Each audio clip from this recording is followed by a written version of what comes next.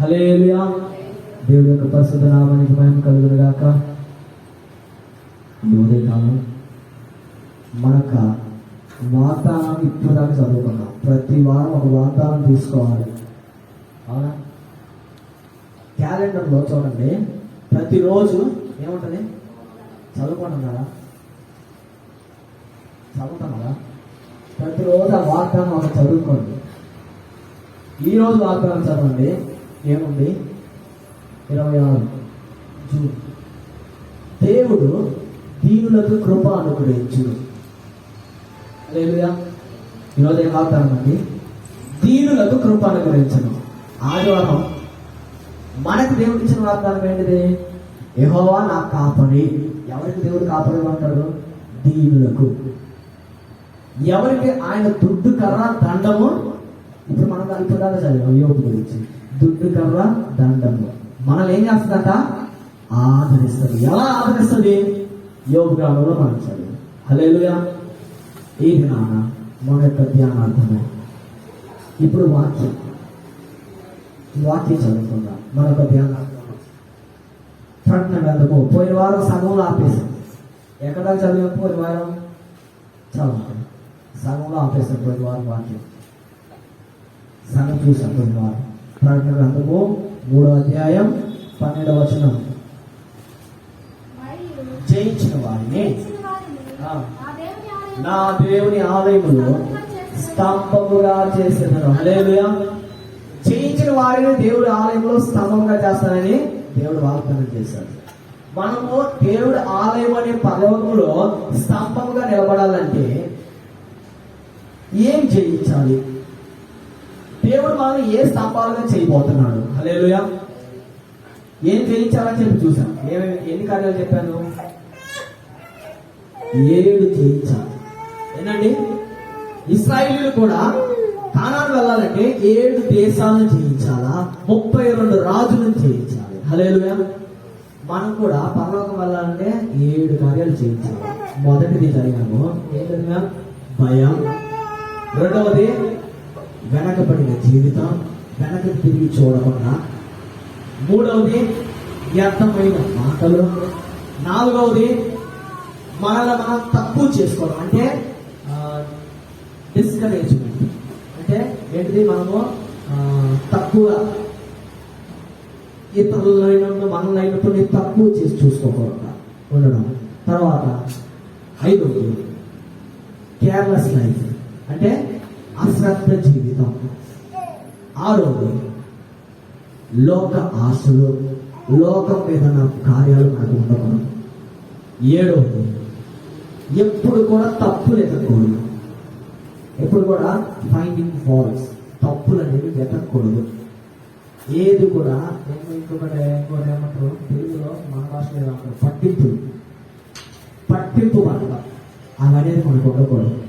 హల్లెలూయా. ఇవన్నీ చేయించినట్లయితే దేవుడు మనల్ని స్తంభాలుగా చేయబోతున్నాడు. హల్లెలూయా. ఏ స్తంభాలుగా దేవుడు మనం చేస్తున్నాడంటే,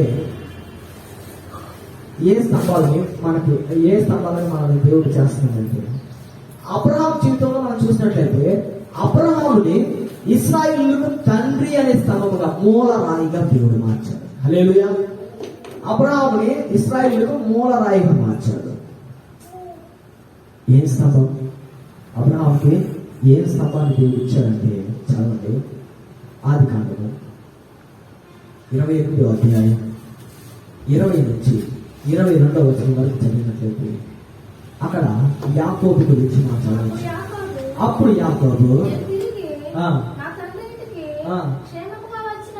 నేను నా తండ్రి ఇంటికి క్షేమముగా వచ్చినట్లు దేవుడు నాకు తోడయ్యండి, నేను గెలుచున్నా ఈ మార్గంలో నన్ను కాపాడి తిరుటకు ఆహారము, నడుచుకున్నటకు వస్త్రములను నాకు దయచేసిన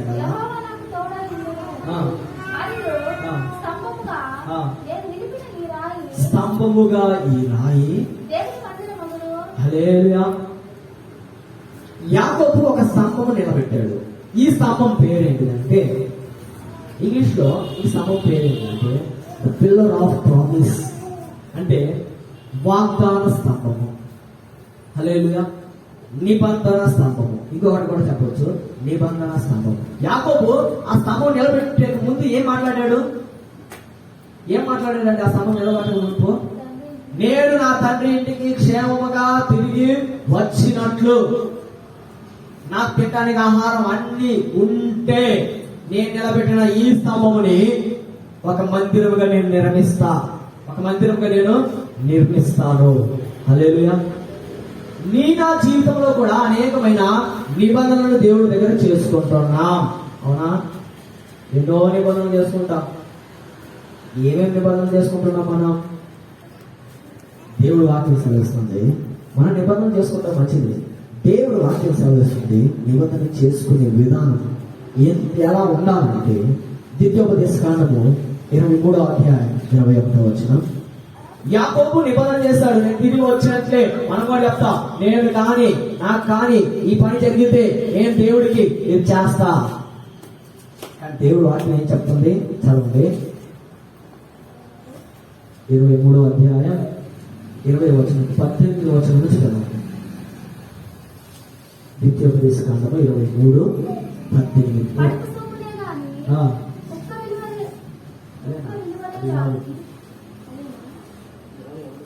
21 సార్. నీవు నీ దేవుడైన యెహోవాకు మొక్కుకొనిన తరువాత ఆ మొక్కుబడిని చెల్లించుటకు తడవు చేయకూడదు. నీ దేవుడైన యెహోవా దేవుడు ఎలాగైనా దానిని రాబట్టుకును, అది నీకు పాపమగును. హల్లెలూయా. నువ్వు నిబంధన చేసుకుంటే ఏం చేయాలా? మర్చిపోకూడదు. మర్చిపోతే అది మనకి ఎలా మారుతుందంట? పాపముగా మారుతుంది. హల్లెలూయా. దేవుడి సన్నిధిలో మనం ఏదైతే నిబంధన చేసుకున్నా, నేను చేస్తానని చెప్పి అది మనకు పాపముగా అవుతుందంట.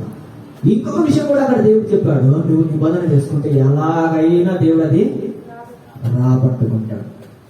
నా చిన్నతనంలో నా గురించి నేను ఎవరెవరి గురించో చెప్పను, ఎందుకంటే ఎవరితో నాకు అవసరం లేదు, నా గురించే చెప్పుకుంటాను. ఎందుకంటే నా జీవితంలో దేవుడు చేసిన మేలు. హల్లెలూయా. నీ జీవితంలో మన జీవితంలో చేసిన మేలులో ఎన్ని 100 సార్లు 1,00,000 సార్లు చెప్పినా అది తక్కువే. అవునా కాదండి? దేవుడు ఏ మేలు చేస్తాడో అవన్నీ దేవుడి సన్నిధిలో చెప్పాలి. నా చిన్నతనంలో నేను బ్రతికాను, నాకు బాగా లేకుండా ఉండింది, నేను బతికాను. ఫిట్స్ వచ్చి చచ్చిపోతానంటే నా స్థలంలో బతికాను. తర్వాత నేను నడిచిన మార్గం ఎలా తెలుసా? అప్పుడు మా నాన్నలు నన్ను ప్రతిష్ఠించుకున్నారంట, అది నాకు తెలియదు. నేను నడిచిన మార్గం ఎలా? నేను ఎలాంటి మార్గం అట్లా నడిచానంటే సేవ పోవాలనే ఉద్దేశం నాకు లేదు, కానీ చర్చిలో ఉన్నాను, అన్ని చేశాను, అన్నీ ఉన్నాయి. కొన్ని రోజులు అయినాక పాస్టర్ అడిగి వెళ్తున్నట్టు చర్చిలో ఉన్నాను, ఇప్పుడు చేస్తున్నా, సేవ కాదు అంటే సేవక ఇప్పుడా నేనా అని చెప్పి మాట్లాడాను. తర్వాత దేవుడు ఏం చేస్తానండి? అందరం మర్చిపోయాను. నేను మర్చిపోయాను, మా నాన్నకి మాత్రం గుర్తుందంట, నా మాట నేను మర్చిపోయాను.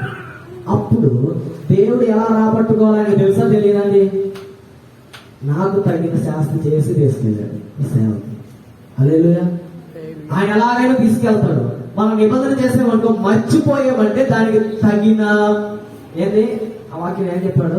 ఎలా రాబట్టుకోవాలో ఆయన తెలుసు. అది ఇవ్వకపోతే పాపం. హల్లెలూయా.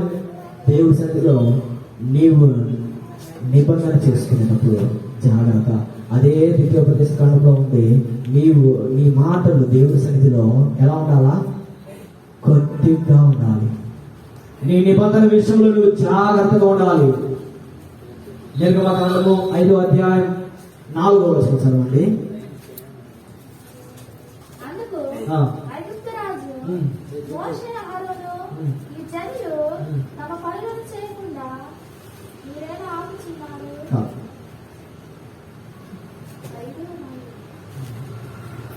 ద్వితీయోపదేశ కాండం 5:4.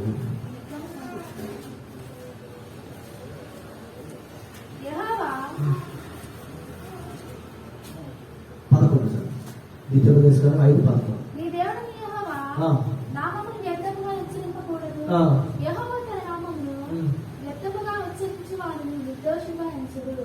నిర్దోషిగా ఎంచడు. హల్లెలూయా. దేవుడు నామముని వ్యర్థముగా మనం ఏం చేయకూడదు, ఉచ్చరింపకూడదు. అంటే దానికి అర్థం ఏంటిదంటే వ్యర్థం.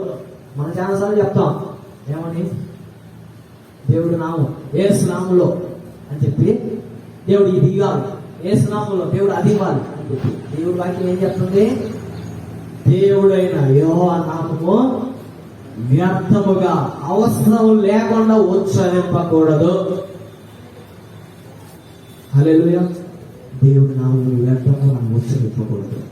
మనం దేవుడి సన్నిధిలో ఏదైనా నిబంధన చేసుకుంటే అది గుర్తు పెట్టుకోవాలి. హల్లెలూయా. ఏ నిబంధన అయినా పర్లేదు, అది గుర్తు పెట్టుకోవాలి. నా జీవితంలో నేను ఒక నిబంధన మర్చిపోయాను. అది చాలా రోజుల తర్వాత దేవుడు గుర్తు చేసి దాన్ని సిద్ధింపజేశాను. హల్లెలూయా.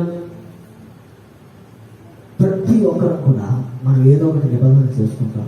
దాన్ని నిబంధన చేసేటప్పుడు జాగ్రత్త. చాలా మంది అన్యుల్లాగా నిబంధన చేస్తాం. గుండు చేస్తాం.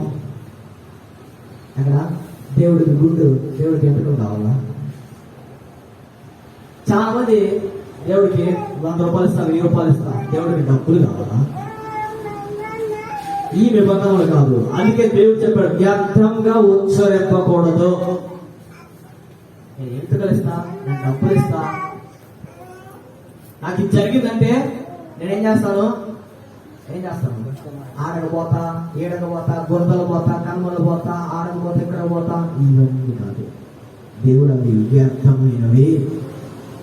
దేవుడైన యెహోవా నామము వ్యర్థంగా ఉచ్చరింపకూడదు. దేవుడు నిబంధన చేసుకునే విధానం ఎలా ఉండాలంటే ఆత్మానుసారముగా ఉండాలి. కొంతమంది అనుకుంటారు నాకు ఇది జరిగితే నేను బాప్తిజం తీసుకుంటా, అది మంచిది. అవునా కాదండి? మీ మంచి జరిగింది, రక్షణ పొందావు, అది మంచిది. నా బిడ్డకి ఇది జరిగిందంటే నా బిడ్డను ఇట్లా చేస్తా, దేవుడికి ఇట్లా దేవుళ్ళు ఇట్లా పెంచుతా, అది మంచిదా కాదండి? మొదటి సమయం గ్రంథం 7వ అధ్యాయంలో చదివినట్లయితే హన్నా ప్రార్థన చేసింది. 7వ అధ్యాయం కాదు, మొదటి అధ్యాయంలో హన్నా ప్రార్థన చేసింది. ఏం చేసింది? నాకు ఒక పిల్లవాడిని ఇస్తే నేను ఏం చేస్తా? నీ సన్నిధిలో నేను వదిలేసి వెళ్ళిపోతా. హల్లెలూయా. నీ సన్నిధిలో నేను వదిలేసి వెళ్ళిపోతా. ప్రతిష్ఠ చేసింది. అది మంచిదా? లేకపోతే దేవుడు నాకు ఒక పిల్లవాడిని ఇస్తే నేను ఎంత డబ్బులు ఇస్తా? హన్నా చాలా ధనవంతురాలు అనుకోవచ్చా? అనుకోకుండా ఆ ప్రార్థన ఎలా ఉంది? ఇంకొకటి కూడా పాస్టర్ చెప్పాడు, దేవుడితో బేరాలంటే ఏది కూడా రాదంట, దొరకదు. ఏది కూడా దొరకదు.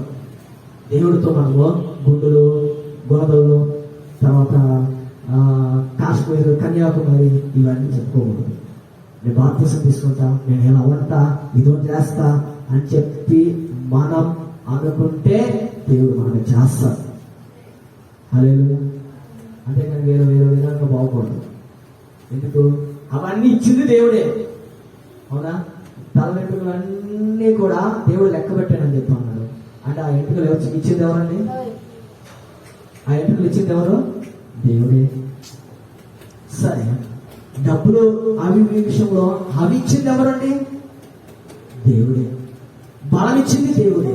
అప్పుడు అవన్నీ దేవుడికి అవసరమా? అవసరం లేదు. నీ ఆత్మీయ స్థితి దేవుడికి అవసరమైనది. హల్లెలూయా. రెండవది,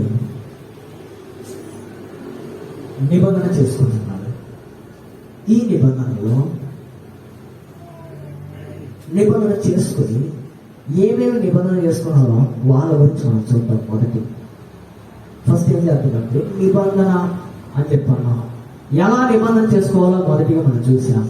ఎవరెవరు నిబంధన చేస్తారో చూద్దాం. దానియేలు మొదటిగా. ఎవరండి? దానియేలు గ్రంథము మొదటి అధ్యాయం 8వ వచనంలో చూసినట్లయితే దానియేలు దేవుడి సన్నిధిలో ఒక నిబంధన చేశాడు. ఏమని? రాజభోజనం నేను తినను, రాజు తాగే ద్రాక్ష రసం నేను తాగను. మనకు జీవితంలో కూడా మన నిబంధన ఎలా ఉండాలో తెలుసా? నేను దేవా నాకు ఇది చేస్తే నేను పలానా విషయంలో ఇలా ఉంటా. ఇంకా కొంతమంది ఏం చేస్తున్నారంటే, ఒక పాస్టర్ ఆయన చెప్పాడు, జీవితకాలం అంతా నేను చెప్పులు వేసుకోకుండా నడవాలని దేవుడి దగ్గర నిబంధన చేశాను, నాకు చేయాలని నేను చేశాను, నేను చెప్పులేసుకోకుండా నడుస్తున్నాను నాకు. నేను చెప్పాను మొక్కుకున్నావా? కాదు, నేను నిబంధన చేశాను. నువ్వు మొక్కుకున్నావు పాస్టర్ అంటే కాదు, నువ్వు నిబంధన చేశాను. మొక్కుకి నిబంధనకి తేడా ఏంటిది అని చెప్పాను. మొక్కుకి నిబంధనకి తేడా ఏంటిది అని చెప్పేసి అంటే ఏంటిది అని చెప్పేసి ఆయన నన్ను అడుగుతున్నాడు. నేను అడిగిన ప్రశ్న నాకే అడిగాడు. నిబంధన అంటే దేవుడికి చేసి ఇచ్చేది. చెప్పేసుకున్నాను రాస్తున్నా, దేవుడికి ఏమైనా ఇస్తాను నువ్వు? నీ కాళ్ళు వాస్తాయి, నీ కాళ్ళు నొప్పి లేస్తున్నాయి, తర్వాత ఏం చేస్తావు? కొంచెం ఎక్కువగా నొప్పి వచ్చి కాళ్ళు కాదు అరే మనసులో వస్తుంది. నోరు అనకపోయినా మనసు ఏమంటది? ఆవిడ చేసుకోకపోయింది బాగుండేది, ఇట్లా అనుకోకపోయింటే బాగుండేది. పాస్టర్ నువ్వు ఇలా అనుకున్నావా లేదా? చాలాసార్లు అనుకున్నాను అయ్యా అన్నాడు. అప్పుడు నువ్వు నిబంధన చేయాలి, మొక్కుకున్నావు అని చెప్పాను. నిబంధన అంటే నువ్వు అది మనసులో కూడా అనుకోవు, అది ఇచ్చేస్తావు దేవుడికి అంతే. హల్లెలూయా. నిబంధన వేరు, మొక్కు వేరు. మొక్కుకోకూడదు ఎప్పుడు కూడా, నిబంధన చేసుకోవాలి దేవుడి సన్నిధిలో. పాస్టర్ ఏం చేశారు పాస్టర్? 2 రోజులు మొక్కు చెల్లించుకుంటాను మీరు అని చెప్పాను. ఆ రోజు మొదలుకొని ఆయన నాకు ఎప్పుడన్నా ఫోన్ చేస్తారు. చేసినప్పుడల్లా తమ్ముడు ఆ మొక్కు తీరిపోయింది, ఇప్పుడు నేను నిబంధన చేసుకున్నాను అన్నాడు. ఏం నిబంధన? వట్టి కాలతో నడవని నిబంధన చేసుకున్నారా అన్నాడు. అట్లా కాదయ్యా, ఎక్కడికైనా పోయి సేవ చేస్తానని నిబంధన చేసుకున్నానని చెప్పాను. నిబంధన వేరు, మొక్కు వేరు. ఎప్పుడు కూడా మనం మొక్కుకోకూడదు. హల్లెలూయా. మొక్క అనేది చెల్లించామంటే అయిపోద్ది. ఎందుకు? ఆ దేవుడే నీకు ఇచ్చాడు. కాళ్ళలో బలం దేవుడు ఇవ్వకపోతే నువ్వు నడుస్తావా? దేవుడు ఇచ్చింది దేవుడికి ఇవ్వడం కాదు, నీ దగ్గర ఉన్నది నీకు ఇవ్వాలా. అదే నీ మనస్సు, అదే నీవు నీ శరీరాన్ని అణిచి చేయాల్సిన కార్యం. రెండోది యెఫ్తా. ఎవరండి? యెఫ్తా. న్యాయాధిపతుల పుస్తకం 11వ అధ్యాయం 35వ వచనంలో చూసినట్లయితే యెఫ్తా గురించి మంచి సాక్ష్యం చదవండి. న్యాయాధిపతులు 11:35.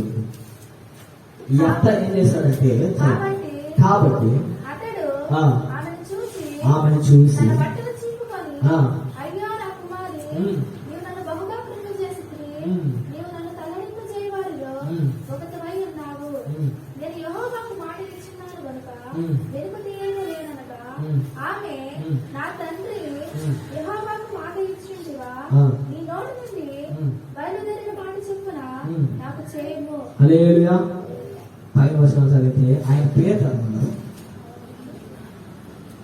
యెఫ్తా ఆ, మిస్పాలోనున్న ఉమ్. తన ఇంటికి వచ్చినప్పుడు యెఫ్తా మిస్పాలో 11:35 మిస్పాలో ఉన్న తన ఇంటికి వచ్చినప్పుడు అతని కుమార్తె అతని కుమార్తె సంపదలతోనూ ఆ. నాట్యంతోనూ యెఫ్తా ఏం మొక్కు చేసుకున్నాడంట? మొక్కుకున్నాడంట. చదవండి, 30వ వచనం చదవండి. అప్పుడు యెఫ్తా ఆ. యెహోవాకు మొక్కుకొనెను. యెహోవాకు మొక్కుకున్నాడంట. ఏం మొక్కుకున్నాడు? ఎట్లనగా, నా చేతికి నీవు నా చేతికి. అమ్మోనీయులను చూడండి, ఎట్లా ఎవరు కూడా మొక్కుకోరు. మీరు దేవుడి సన్నిధిలో మొక్కుకున్నది జాగ్రత్త. ఎందుకంటే యెఫ్తా జీవితంలో జరిగిన కార్యం చూడండి.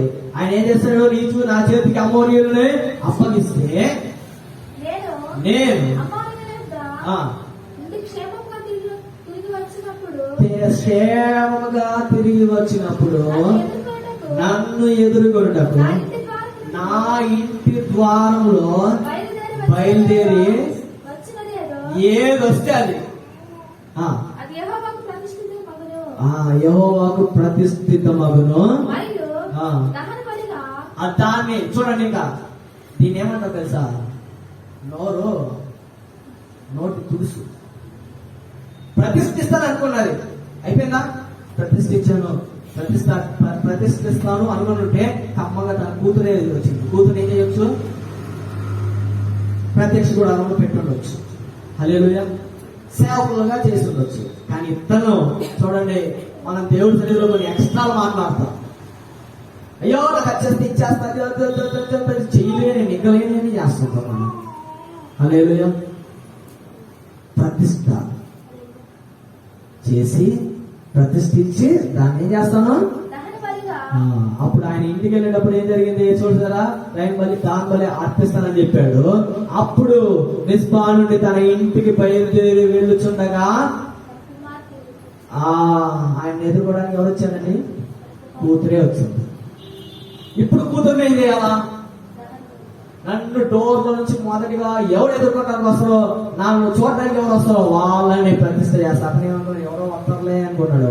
ఎవరు వచ్చారు అక్కడ? మా నాన్న పెద్ద గొప్ప కార్యం చేశాడు అని చెప్పేసి కూతురు వచ్చింది. ఇప్పుడు కూతురు ఏం చేయాలా? బలి అర్పించాలా. ఏ బలి? ఉట్టి బలి కూడా కాదు, దహన బలి, కాల్చేయాలి. హల్లెలూయా. ప్రియమైన వారులారా, ఈ వాక్యం వచ్చిన మనం జాగ్రత్త, మన మాటలు, మన నిబంధన జాగ్రత్త. యాకోబు నిబంధన చేసుకున్నాడు, నేను తిరిగి వచ్చేటప్పుడు ఏం చేస్తాను? తిరిగి వచ్చేటప్పుడు నాకు అన్ని దేవుడు ఇస్తే నేను ఈ రాయి, నిబంధన అనే రాయి పెట్టిన స్థలంలో బేతేల్, ఏం పేరు పెట్టాడని దానికి? బేతేల్, దేవుడి మందిరం అని పేరు పెట్టాడు. హల్లెలూయా. దేవుడు మందిరం కడతా. నా యొక్క జీవితంలో కూడా నేను కూడా ఒక నిబంధన చేశాను దేవుడి దగ్గర. యవ్వన వయసులో ఒక నిబంధన చేశాను. ఎందుకు నిబంధన చేశాను తెలుసా? తొందరపడి నిబంధన చేశాను. ఏం చేశాను? తొందరపడి. నేను చెప్తాను తొందరపడి ఏం నిబంధన చేశానంటే, నేను ఉన్నప్పుడు చర్చి బ్రదరు నేను ఉన్నప్పుడు అక్కడ వచ్చి మేము అక్కడ గ్రౌండ్కి వెళ్ళాము నడుచుకుంటా. లేదంటే మీరు చర్చి ఫాదరా అంటే అవును అన్నాడు ఆయన. ఏ చర్చి ఫాదర్ అంటే అది అక్కడ కనిపిస్తుంది చూడండి, అక్కడ కనిపిస్తుంది కోల ఫారం అది అని. ఏమన్నాడండి? కోల ఫారం అది. నేను ఇన్ని రోజులు కోల ఫారం అనుకుంటున్నాను అయ్యా అన్నాడు. ఒక్కసారిగా బాధ అనిపించింది.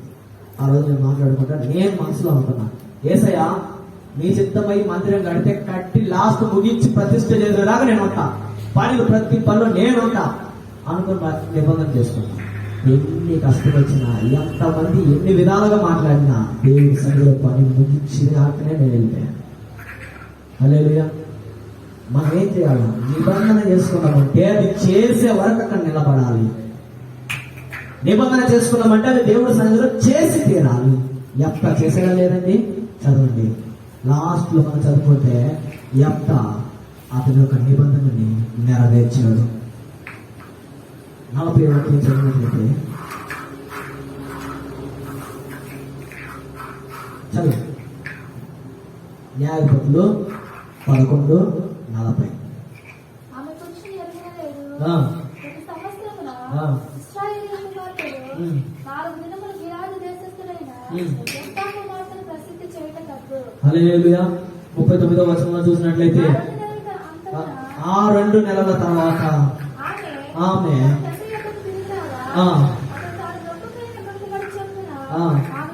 హల్లెలూయా యెఫ్తా తన మొక్కుకున్నది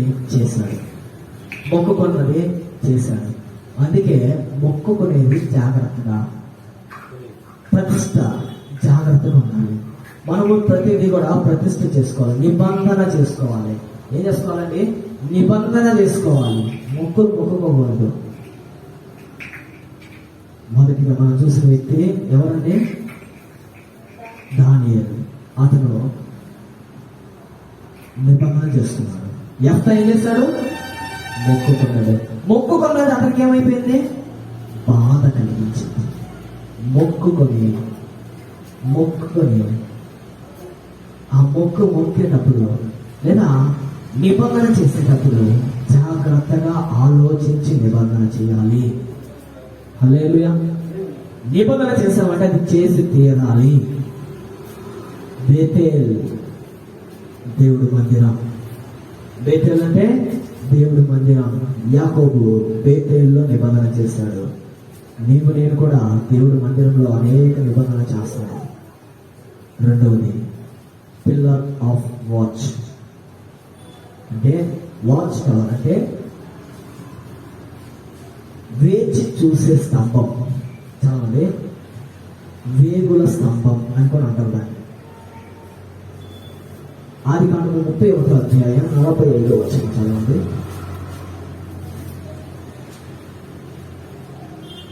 యాకోబు ఒక రాయి తీసుకొని దానికి స్తంభముగా నిలబెట్టెను. 31:29. యోసువ 24 27 స్టోన్ ఆఫ్ వీక్నెస్ అని ఉంటుంది.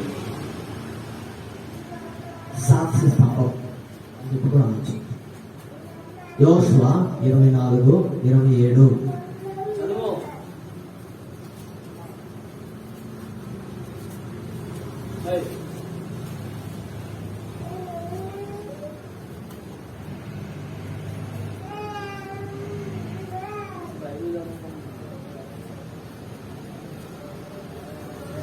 యోషువ 24:27 చదువు. జనులందరితో ఇట్లనెను, ఆ. ఆలోచించుడి. యెహోవా ఆ. మనతో చెప్పిన మాటలన్నీయు ఆ. ఈ రాత్రికి వినబడదు కనుక ఈ రాత్రికి వినబడిన కనుక అది మన మీద సాక్షిగా ఉండదు. సాక్షి స్తంభం. హల్లెలూయా. ఏ స్తంభం అండి? సాక్షి స్తంభం. మనల్ని దేవుడు ఒక సాక్షిగా నిలబెడుతున్నాడు, సాక్షి అనే స్తంభంగా. హల్లెలూయా. ఎక్కడ సాక్షిగా ఉండాలి మనం? ఎక్కడ సాక్షి అనే స్తంభం నిలబడాలా? యోషువలో 24:27 చదివినట్లయితే అక్కడ ప్రతిదీ వినబడిందంట. దేవుడు వాళ్ళతో చెప్పినవన్నీ వాళ్ళు చేసినట్టుగా ప్రతిదీ కూడా ఆ రాయికి వినపడింది. ఆ రాయి వాళ్ళ గురించి సాక్ష్యం ఇస్తుంది. ప్రియమైన దేవుడు ఒక మాట గుర్తుపెట్టుకో. దేవుడు వీడు సాక్షి అనే స్తంభముగా నిలబెడుతున్నాడు. సర్వలోకం వెళ్ళి సాక్షిగా దేవుడు స్వార్థ ప్రకటించడానికి ఒక సాక్షిగా నిలబెట్టాడు. నిన్ను రక్షించడానికి గల కారణం, యేసుని గురించి నువ్వు తెలుసుకోవడానికి గల కారణం, జనులను రక్షించడానికి, జనులకి మంచి మార్గం బోధించడానికి నువ్వు సాక్షిగా ఉండాలి. ఇప్పుడు నేను సాక్షిగా ఉండాలంటే ఏమేమి సాక్ష్యం ఇస్తుందంటే, వాళ్ళకి దేవుడు చెప్పింది వాళ్ళు చెయ్యాలని చెప్పి అలా ఏ సాక్ష్యం పలుకుతుందంట? రాయి. ఇప్పుడు మనందరికీ దేవుడు వాక్యం చెప్పినట్టు ఏమేమి ఫ్యాన్ చెప్తే తెలుసా? ఆ రోజున ఈ పలానా రోజున ఈ వాక్యం అని చెప్పి ఏం సాక్ష్యం ఇస్తుంది తెలుసా? ఆ ఫ్యాను, రేకులు, ఆ స్తంభము, చివరికి ఆ డ్రమ్ము, క్యాలెండర్ కూడా సాక్ష్యం చెప్తున్నాను. హల్లెలూయా. మనము దేవుడికి సాక్ష్యంగా ఉండాలి. ఇవన్నీ సాక్షులు చెప్పి పక్కన సాక్షి అనే స్తంభముగా మనం ఉండాలి. ఎన్ని స్తంభంలో సాక్షిగా ఉండాలి? అపోస్తుల కార్యము 1వ అధ్యాయం 8వ వచనం చదవండి.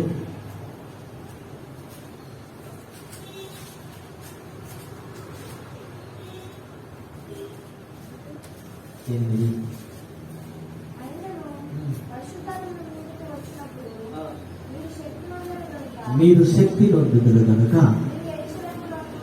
చూడండి, మనము ఎక్కడెక్కడ సాక్షులుగా ఉండాలంట? మొదటిగా యెరూషలేములోను, యూదయ, సమరయ, భూదిగంతములంతటా సాక్షులయ్యుందురని వారితో చెప్పాను. హల్లెలూయా. మొదటిగా ఎక్కడ? యెరూషలేం, తర్వాత యూదయ, సమరయ, భూదిగంతముల వరకు. ఎన్ని దగ్గర మనం సాక్ష్యం ఉండాలంట? యెరూషలేం, యూదయ, సమరయ. ఆ దేశాలకు వెళ్ళి సాక్షులు ఉండడం కాదండి. యెరూషలేం అంటే సంఘం. యెరూషలేం అంటే సంఘం, చర్చి. యూదయ అంటే మనం ఉండే సొంత ఇల్లు. యూదయ అంటే సొంత ఇల్లు. సమరయ అంటే మనం ఉండే ఊరు. అంటే ఊరు పల్లెటూరు అంటే ఊరు.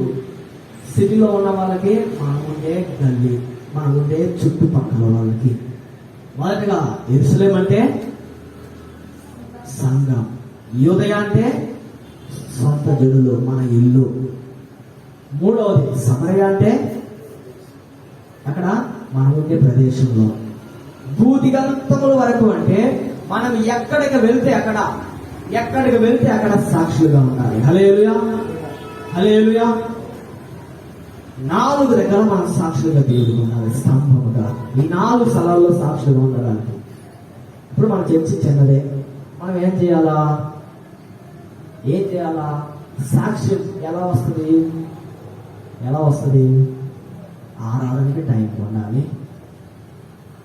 సంఘములో ఏదైనా పని ఉంటే చేయాలి. సపోజ్ ఇంకా 2 నెలలకి ఏదైనా మీటింగ్ పెట్టామనుకోండి, ఏం చేయాలా? జనాలందరూ వచ్చిన తర్వాత మనం రావాలా? మనమే పోయి మన సంఘంలో పనిచేయాలి. హల్లెలూయా. నేను చిన్నతనంలో నేను యూత్గా ఉన్నప్పుడు, యవనస్తుడిగా ఉన్నప్పుడు సంఘంలో మీటింగ్స్ పెట్టానంటే అక్కడనే ఉండేవాడిని, అన్ని పనులు చేసేవాడిని. లాస్ట్కి జ్వరం వచ్చినా కానీ ఇంటికి రాకుండా ఆడనే పడుకున్నాను. నేను పోను అంటే పోను, నేను ఎటు పోను అంటే పోను, హాస్పిటల్కి పోను అంటే పోను, నేను ఎక్కడనే ఉంటాను, మీటింగ్ చూడాలా. హల్లెలూయా. మనం సంఘంలో సాక్షులుగా ఉండాలి. రెండవది యోదయ. యోదయ అంటే సొంత ఇల్లు, సొంత జనాల మధ్యలో సాక్షులుగా ఉండాలి. ఇంకొకటి చెప్పాలండి, మనం దేవుడి సన్నిధిలో సాక్షులుగా ఉన్నామండి. కారణం ఏంటంటే మనల్ని చూస్తేనే భయపడతాం, మన ఎదుగుదల చూస్తేనే మన సొంత వాళ్ళు భయపడతారంటే మనం దేవుడికి సాక్షులుగా ఉన్నాం, దేవుడికి నమ్మకంగా ఉన్నాం. రెండవది సమరయ, మన చుట్టుపక్కల వాళ్ళు. తర్వాత బూదిగంతులు, ఎక్కడెక్కడ వెళ్తే అక్కడ. రెండవది మన దేవుడు సాక్షులుగా నిలబెట్టి ఉన్నాడు. సామెతల గ్రంథము 31వ అధ్యాయం 29వ వచనం లాస్ట్ ముందుకు చేస్తున్నాను. వీళ్ళ గురించి చెప్పేసి ముందుకు చేస్తాను. సామెతలు 31:29 త్వరగా చదవండి. చాలా మంది కుమార్తెలు పతివ్రతా ధర్మమును అనుసరించి ఉన్నారు కానీ వారినందరినీ నీవు నియమించేదానివని ఆమె వెతికితివి. 31 సామెతలు 31:29.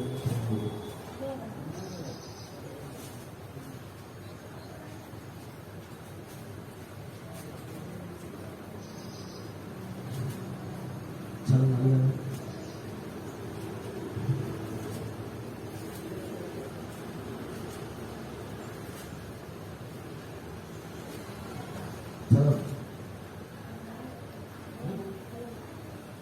సామెతలు 31:29. చాలా మంది కుమార్తెలు పతివ్రతా ధర్మమును అనుసరించి ఉన్నారు కానీ వారందరినీ నీవు నియమించేదానివని ఆమె పెరుగుతి ఆమెను పొగిడినది. అన్నము మోసగాను, సౌందర్యము వ్యర్థము.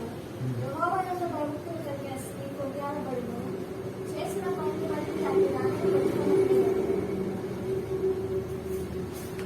తెలుగులో ట్రాన్స్లేషన్ వేరేలా ఉంటుంది, కానీ ఇంగ్లీష్లో గుణవతి అయిన స్త్రీ గుణవతి అయిన భార్య దొరికి కాదు, అది వేరే వాక్యం.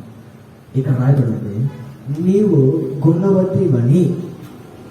అక్కడ చదవండి, ఆ వాక్యం చదవండి మళ్ళీ. 29.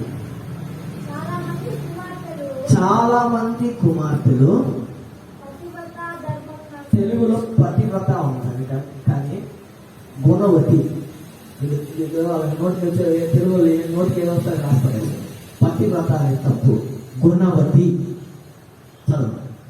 గుణవతా ధర్మమును అనుసరించి గుణవతి అయిన స్త్రీ ధర్మమును అనుసరించి ఉన్నారు కానీ ఆ, వారందరినీ నీవు మించిన దానవు అని. హల్లెలూయా. చాలా మంది మంచి గుణం, మంచి క్యారెక్టర్, మంచి గుణం కలిగి గుణవతీలుగా ఉన్నారు, కానీ వాళ్ళందరిలో నువ్వు మించిన దానివి. హల్లెలూయా. గుణవతి అయిన స్త్రీ. కొంతమంది స్త్రీల గురించి బైబిల్లో రాయబడింది, ఆ స్త్రీల గురించి మనం చూసి ముగించుకుందాం. హల్లెలూయా. దేవుడు మనల్ని ఒక సాక్షులుగా, గుణవతి సాక్షి. ఇంకొకటి పతివ్రత అని ఉంది, దాంట్లో హిందీలో వచ్చి, నేను ఇది చదివినప్పుడు ఇంగ్లీష్లో వచ్చి గుణవతి,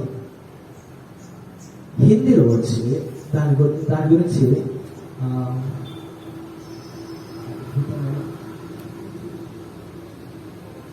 స్త్రీల గురించి సాక్ష్యము దేవుడిని మహిమపరిచిన స్త్రీలు అని చెప్పి ఒక భాషలో రాయబడింది. హల్లెలూయా. చాలా మంది స్త్రీల గురించి మనం చూసినట్లయితే వారికి మంచి సాక్ష్యం, గుణవతి అయిన స్త్రీ.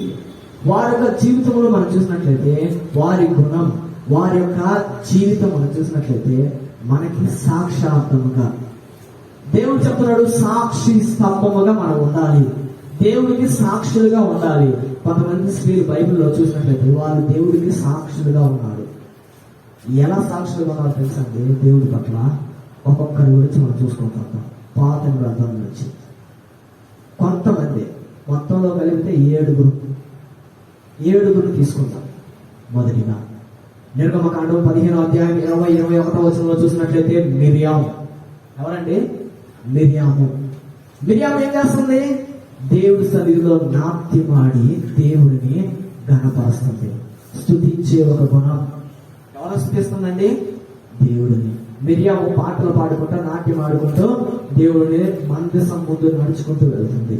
ఒక గుణవతి, మంచి గుణం, దేవుడికి సాక్షికరమైన జీవితం. అంటే దేవుడి సన్నిధిలో మంచిగా పాటలు పాడి దేవుడిని స్తుతించడం.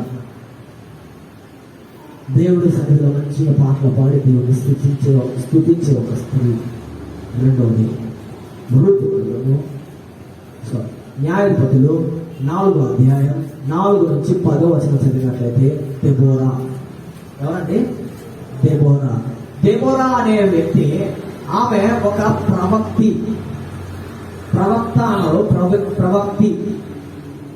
స్త్రీలలో మొదటి ప్రవక్త పేరు ఎవరండి? దెబోరా ఒక ప్రవక్తిగా దేవుడు మార్చాడు. స్త్రీ అంటే సంఘముని స్త్రీగా పిలుచుకోవచ్చు. సంఘంలో ఉన్న ప్రతి ఒక్కరు మనం అనుకుంటున్నాం, చాలా మంది ఏమనుకుంటున్నాం అంటే సంఘంలో ఉన్న మగవాళ్ళే స్త్రీలు అని కానీ సంఘమునే స్త్రీ అని పిలుస్తున్నాడు దేవుడు. సంఘములో ఉన్న మనందరం కూడా ప్రవచించే వారిగా ఉండాలి. హల్లెలూయా. ఏం ప్రవచించాలా? దేవుడు మనతో మాట్లాడే మాట. దెబోరా దేవుడు మాటలు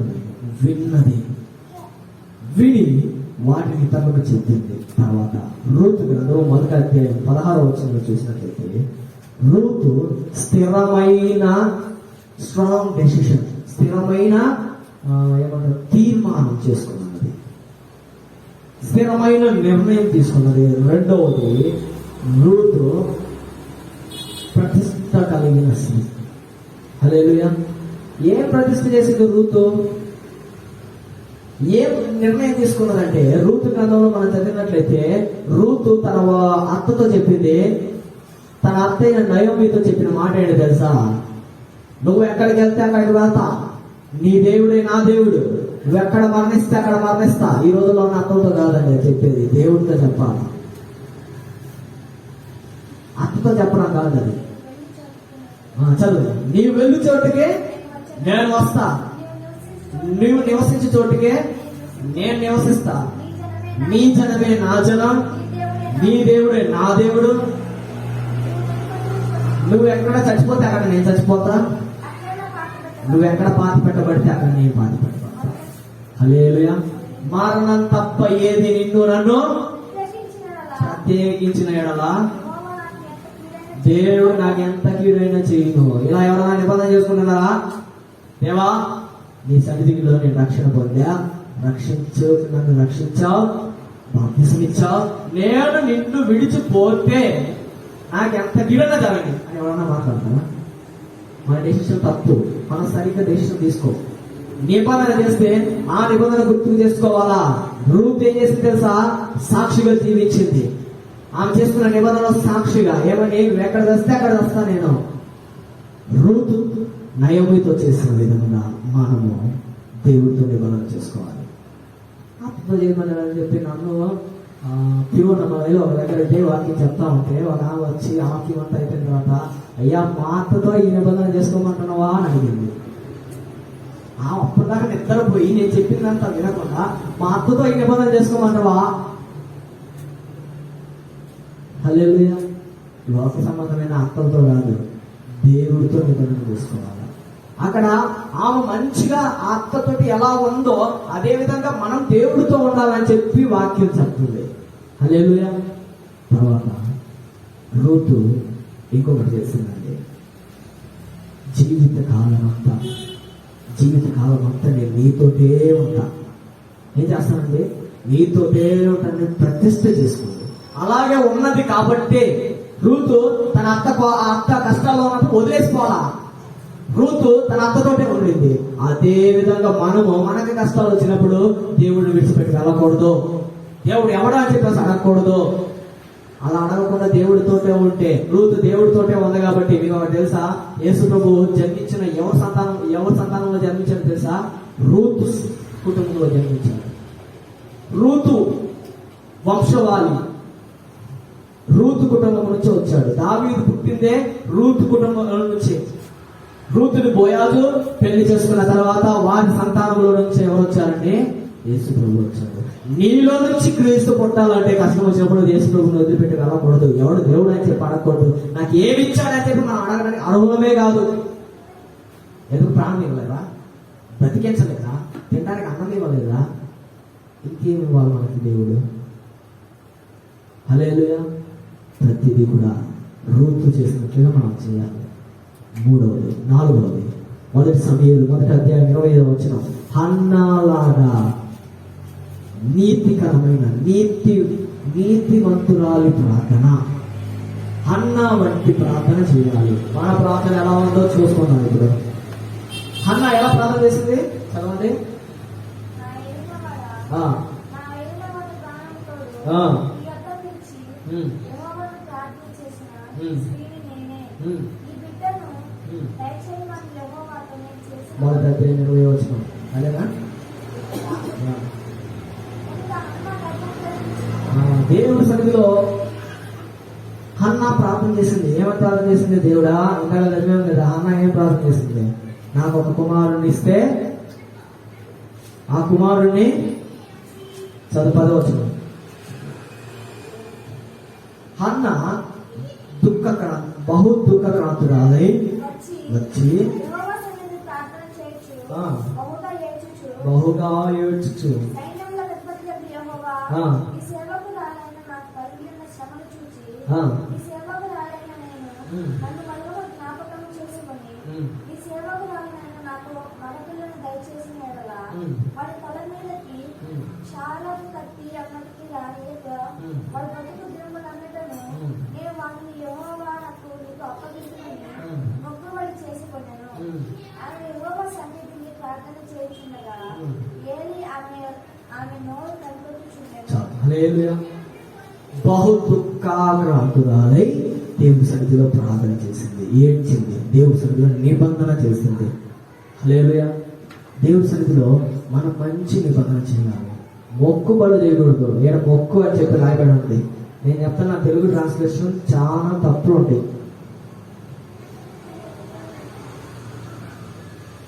గ్రీక్ ప్రకారంగా చదివితే, గ్రీక్ లాంగ్వేజ్ నుంచి ఇదే వాక్యం తీసుకుంటే అక్కడ దాంట్లో ఉంటుంది, she did a consecration with God. ఆమె దేవుడితో ఒక ప్రతిష్ఠ చేసుకుంది. హల్లెలూయా. ఆమె దేవుడితో ఒక ప్రతిష్ఠ చేసుకొని తన ప్రతిష్టను నెరవేర్చుకుంది. కొడుకు తీసుకొచ్చి ఇచ్చేసింది. తర్వాత ఆమెకేం జరిగింది? వాళ్ళు వచ్చేటప్పుడు సమూయేలు తర్వాత హన్నాకి ఇంకా పిల్లలు పుట్టారు. ఒక్కరిని ఇస్తే ముగ్గురిని దేవుడు ఇచ్చాడు. హల్లెలూయా. ఒక్కరిని దేవుడు ఇస్తే ముగ్గురిని దేవుడు ఇచ్చాడు. దేవుడి నామానికి మహిమ కలుగును గాక. మనం కూడా దేవుడి సన్నిధిలో ప్రతిదీ కూడా హన్నా వాళ్ళే ప్రార్థన చేయాలి. ఏడ్చి కన్నీరు విడిచి ప్రార్థన చేయాలి. ఎందుకంటే కీర్తన గ్రంథము 56వ అధ్యాయంలో అనుకుంటా, మన కన్నీరన్నీ కూడా ఆయన లెక్కించుచున్నాడు. ఆయన బుద్ధిలో వాటిని ఉంచుకుంటున్నాడు. హన్నా వాళ్ళే మనం ఏడ్చి ప్రార్థన చేయాలి. 5వది, 2 రాజుల గ్రంథము 4వ అధ్యాయం 8వ వచనం చూస్తున్నట్లయితే, సమరయస్వి సమరయస్వి కాదు, సునేమతురాలు. ఆమె ఏం చేసింది తెలుసా? సహాయపడేస్తాం. ఆమె ఏం చేసిందంటే, తనకి పిండి కొంచెమే ఉంది.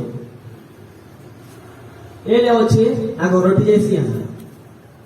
ఏం చేసిందామా? చేసి ఇచ్చిందా? చేసి లేదా? చేసి ఇచ్చిందా? ఇవ్వలేదా? ఇచ్చింది. ఆమెకేం జరిగింది? కరువు పోయేదాకా ఆమె పోషింపబడింది. హల్లెలూయా. మనం ఏమనుకుంటున్నామంటే, అక్షరానుసారమైన డబ్బులు అవి కాదండి. నాకు టైం లేదు అనుకుంటున్నా ప్రార్థన చేయడానికి. తనకు ఉన్నదే ఇచ్చింది. మనం ఏమనుకుంటున్నాం అంటే, నాకున్న కష్టాలకి ప్రార్థన చేసుకోవడానికి నాకు సమయం లేదు, వ్యక్తుల కోసం ఏం చేసేది అలా అనుకోవడం తప్పు. సునేమితురాలు ఆమె తనకు ఉన్న దాంట్లో సహాయం చేసింది. ఏలియాకు సహాయం చేసింది. మనము సహాయం చేసేవారిగా ఉండాలి. చదవండి ఆ వాక్యం. 2 రాజులు 4:8.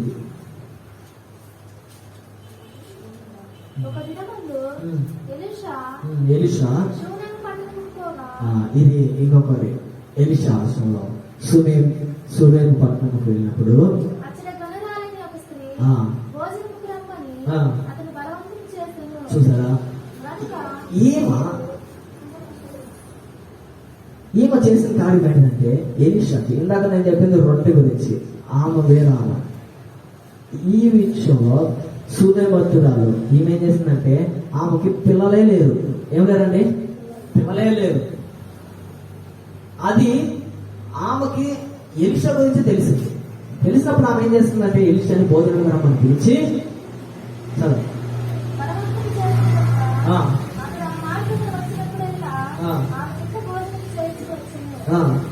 కాగా ఉమ్. ఆమె తన పెనిమిటిని చూచి, ఉమ్. మన యొద్దకు పోవచ్చిన వాడు ఉమ్. భక్తి గల దైవజనుడని ఎరుగుదును. ఉమ్. కావున ఉమ్. మనం అతని గోడ మీద అతనికి గోడ మీద, ఎక్కడండి? గోడ మీద ఇల్లు కట్టి, రూమ్ కట్టి, ఒక చిన్న గది కట్టించి గది కట్టించి, మొదటిగా గమనించండి, ఇప్పుడు చెప్పేది గది కట్టించి, ఒకటి గదిలో అతని కొరకు మంచము, ఒక మంచము, బల్ల, బల్ల, పీట, దీపస్తంభమును, పీట, దీపస్తంభమును, దీపం. హల్లెలూయా, దేవుని నామానికి మహిమ కలుగును గాక. ఏంటండి? గది, మంచం, బల్ల, పీట, దీపస్తంభం. ఏంటండి? 5 కార్యాలు వచ్చింది. మనకు జీవితంలో కూడా ఈమలాగా దేవుడికి ఒక గది కట్టించాలి. ఏం కట్టించాలండి? గది కట్టించి, మనలో ఎక్కడ కట్టించింది? వారి ఇంటి గోడ మీద. అంటే దానికి ఇంకొక అర్థం ఉంది. మా ఆత్మసారం గది నీ యొక్క ఇల్లు, శరీరం. దాంట్లో గోడ హృదయం, దాంట్లో దాని మీద అంటే హృదయములో ఒక గది, ఒక స్థలం, ఒక స్థలముని కట్టి ఆ స్థలంలో 4 వస్తువులు పెట్టాలి. ఏమేమి పెట్టాలండి? ఏం పెట్టాలా? ఆమె ఏం వస్తువులు పెట్టింది? మంచం, బల్ల, కుర్చీ, తర్వాత దీపస్తంభం. 4 గురించి వచ్చేవారం చూద్దాం. వీటికి చెప్పాలంటే 2-3 గంటలు సమయం పడుతుంది. బల్ల, మంచం, ఒక్కొక్క దానికి ఒక్కొక్క ఆత్మానుసారమైన అర్థం ఉంది. ఇప్పుడు మనం చూసుకుందాం. దేవుడు స్తంభములుగా మనం చేస్తున్నాడు. ఏం చేస్తున్నాడండి? స్తంభముగా. మొదటిగా ఏ స్తంభం చేశాడు? నిబంధన స్తంభం. మన నిబంధన చేసుకునేటప్పుడు జాగ్రత్తగా ఉండాలి. యాకోబు వలె బేతేల్ దేవుడి సన్నిధిలో నిబంధన చేసుకుంటున్నాం. నిబంధన చేసుకునేటప్పుడు ఆ నిబంధన నెరవేర్చే వారిగా ఉండాలి. మొక్కుబడులు మనం చేయకూడదు. యెఫ్తా వలె ఆలోచించకుండా అనాలోచనగా మాట్లాడకూడదు. దానియేలు వలె చేసుకున్న కార్యం నెరవేర్చాలి. తర్వాత దేవుడు మనల్ని ఇంకొక స్తంభం ఏంటంటే సాక్షి స్తంభం. సాక్షి స్తంభముగా యూదయ, సమరయ, యెరూషలేము భూదిగంతముల మనం సాక్షులుగా ఉండాలి. సాక్షి పలికిన స్త్రీల గురించి మనం చూసాం. మిరియాము దేవుడి సన్నిధిలో పాడి గణపరిచి దేవుడికి సాక్షిగా ఉండింది. దెబోరా దేవుడి సన్నిధిలో ప్రవచించినది. రూతు తన అత్త పట్ల తను చేసుకున్న నిబంధన నెరవేర్చింది. మంచి ఒక ప్రతిష్ఠ చేసుకున్నది. దేవుడి సన్నిధిలో నేను కూడా ప్రతిష్ఠ చేసుకుంటా, నేను కూడా ప్రతిష్ఠ చేసుకుంటా. క్రీస్తు ప్రేమలో నేను ఎడబాపు వారి ఎవడు? ఈ విధంగా నేను కూడా రూపునే మరణం తప్ప ఏది నేను విడిచి వేరు చేయలేదు యేసయ్యా అని చెప్పి దేవుడి సన్నిధిలో నిబంధన చేసుకున్నా. అన్న ప్రార్థన చేసింది. దీనికి కలిగిన హృదయంతో ప్రార్థన చేసింది. తర్వాత సునేమతురాల గురించి చూసా. ఆమె తన హృదయములో ఆమె తన ఇంటి గోడ మీద ఇల్లు కట్టించింది. నీ హృదయంలో దేవుడికి ఒక ఇల్లు కట్టించి, ఒక గది కట్టించి ఆ గదిలో దేవుడిని ఉంచుకోవచ్చున్నావా? వాక్యం సెలవిస్తున్నది, తలుపు దగ్గర ఉండి దేవుడు ద్వారము దగ్గర ఉండి తట్టుతున్నాడు. నీవు నీ హృదయాన్ని తలుపు తీసుకున్నావా? దేవుడి సన్నిధిలో నువ్వు అడిగినవన్నీ నీకు దొరకాలంటే నీ నిబంధన కరెక్ట్ గా ఉండాలి. దేవుడి సన్నిధిలో నీకు అడిగినవన్నీ దొరకాలంటే నీ ప్రతిష్ట కరెక్ట్ గా ఉండాలి. నీవు దేవుడి సన్నిధిలో ఇంకా చెప్పాలంటే దేవుడికి ఇవ్వాల్సినవి ఇస్తున్నావా?